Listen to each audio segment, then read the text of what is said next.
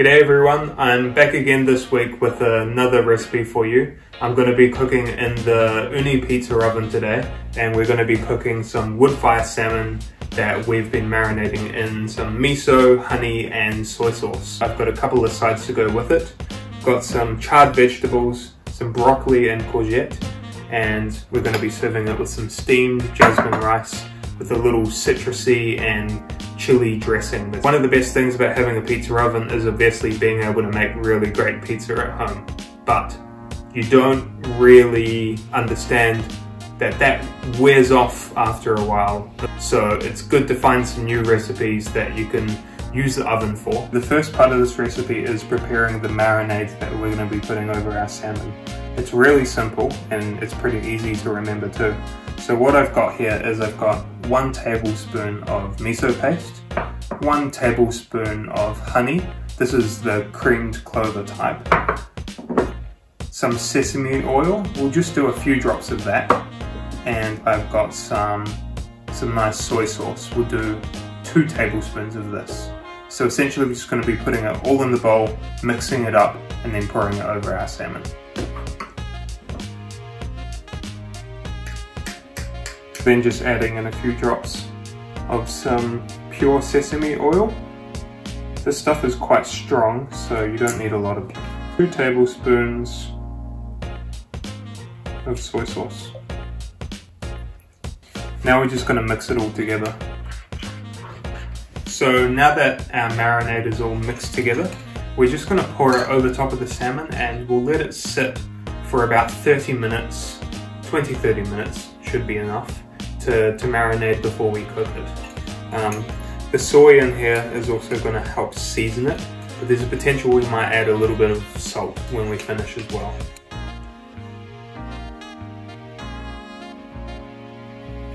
And spooning to try and cover it evenly. Perfect.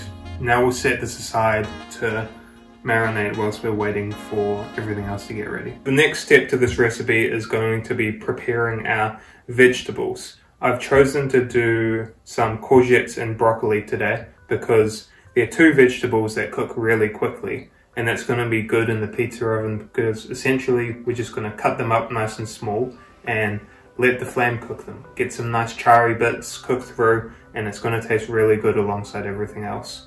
So you just want to start off by top and tailing your courgette and slicing it down the middle into quarters, and then really simple, just into wee chunks like so.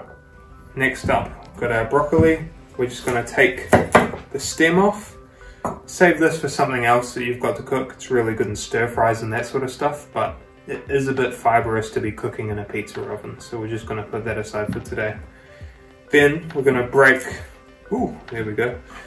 off the broccoli into some florets and sort of then cut it down into smaller pieces. Broccoli is one of those vegetables that when you give it a little bit of oil over the florets and a decent heat, it really crisps up well, and it has almost like a popcorn flavor when it cooks. It gets nice and toasted, and it's okay if you burn it a little bit too. It kind of ties in with the flavors really well. So again, get all your broccoli done onto the plate, and then we can move on to the next step of the recipe. So the next part of this recipe, again, very simple. We're making our dressing that's going to be going over top of everything after we're finished cooking. This is pretty similar to what you'll find in a lot of Vietnamese dipping sauces for like spring rolls and that sort of thing.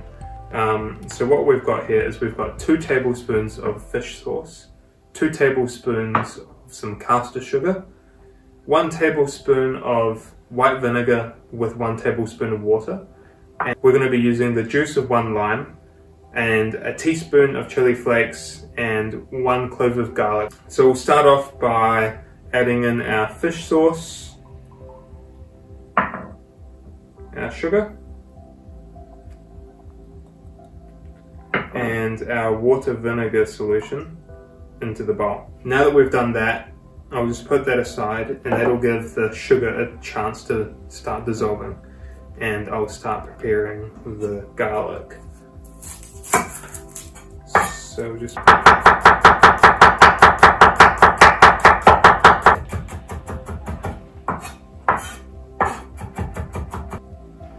then we'll get that garlic there and then just add it into our liquid that we've got.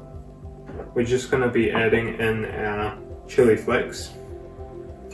And again, if you are not a chili person, feel free to adjust how much you want to add. But I do recommend adding in some because the heat goes really nicely with everything.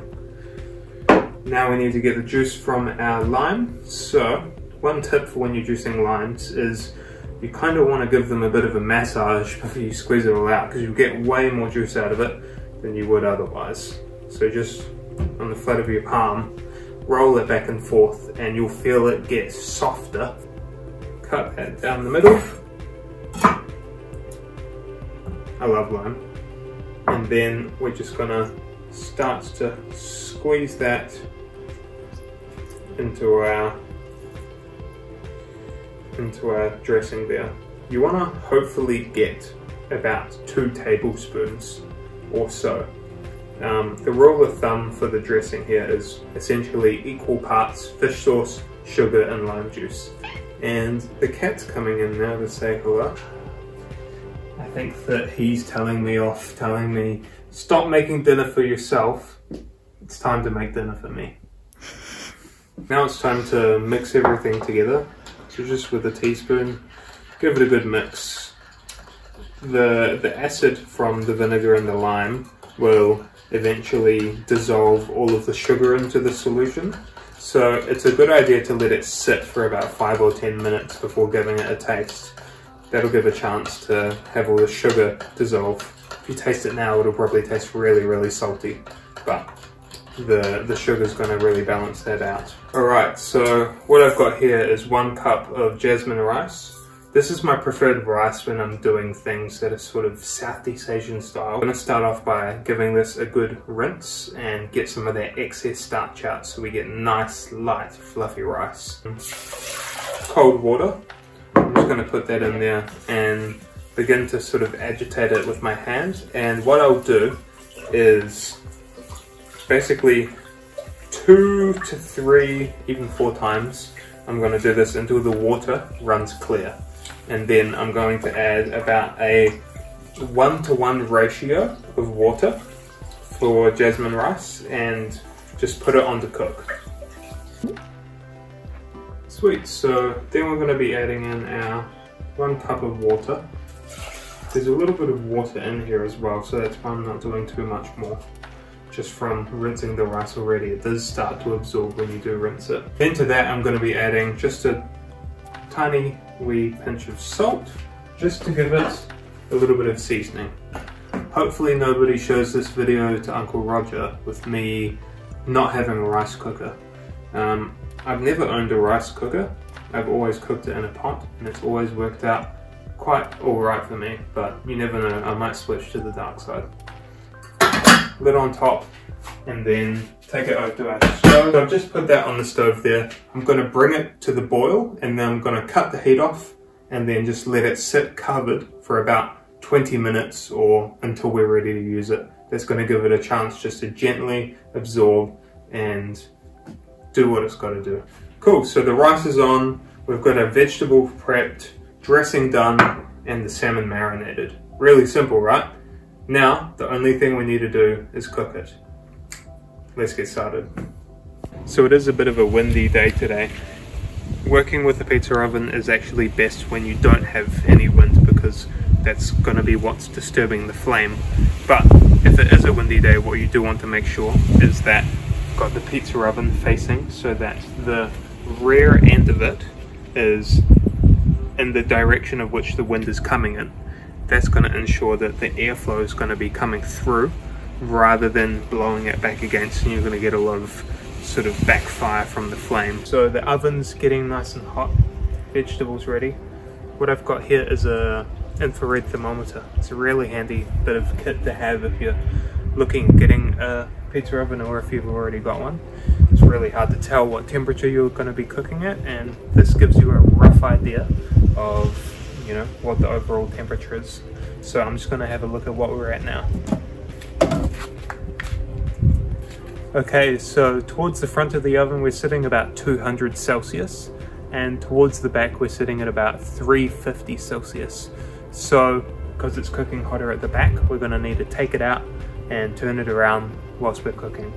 It's a good idea to start off with your vegetables first because they benefit from cooking at a little bit of a cooler temperature, and they'll take a little bit longer. So I'll get these in there now.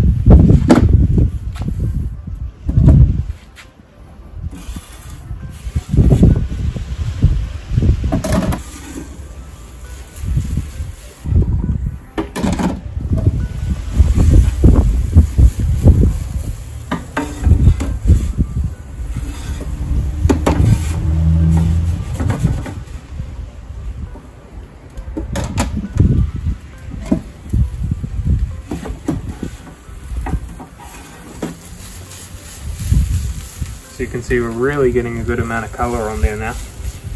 It's only going to need about 30 seconds more.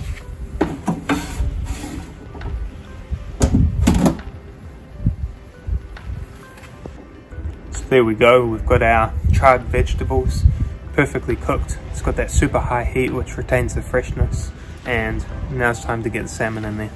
Here's our salmon, nice and ready to go. This one we want to be more careful with because we do want to get a bit of colour on there, but with the sugar in the marinade we need to be careful that it doesn't turn into tar. Alright, wish me luck.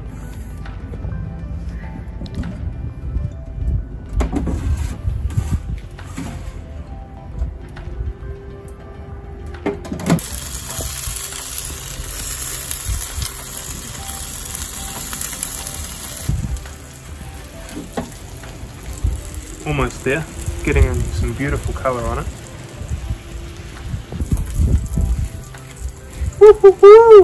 So this looks really good. It does need a little bit longer because it still feels a little bit tender. So we're going to put that back in for about another 30 seconds. Here we go. Perfectly cooked. Nice bit of colour, and by the feel of it, it's just cooked perfectly. So now it's time to get everything assembled. Awesome, so look at the salmon we've got here. Perfectly cooked. Ignore the paper around it that's all burnt. A really good caramelization. And when I feel it, it's just cooked through perfectly. It just gives away a little bit when you feel it. And the vegetables here are ready to go. Alright, let's make up a plate. So I've got my beautiful jasmine rice here, cooked completely without a rice cooker. Next up we're going to add some of our veggies. Really nice contrasting colour against the white rice. And again, be generous because, you know, vegetables are good for you, and these taste way better than any broccoli and zucchini that you've probably had before. Just simply a bit of a slice underneath. Grab your plate and serve it on like so. I did taste a little bit and I think it needs a little bit more salt, so I've got some flaky sea salt here, really good for finishing, and I'm just going to give a generous wee covering like so. Got our dressing. I'm just going to get a little bit of this and kind of do a bit over our salmon and a bit over our vegetables, and because I love it, a bit over the rice. I think this was an absolutely fantastic recipe to be cooking in the uni oven today, and I really hope that you give it a go. Remember, you don't need a uni oven or a wood fire oven to cook this. You can cook it in your oven at home. It's going to be a bit better in a wood fire oven though. But delicious. The marinade's great, the dressing's great, and you know, this is something I could eat every night if I could. If you like this video, be sure to let me know what you thought of it, and leave a like, subscribe, and I'll see you guys next week. Bye bye.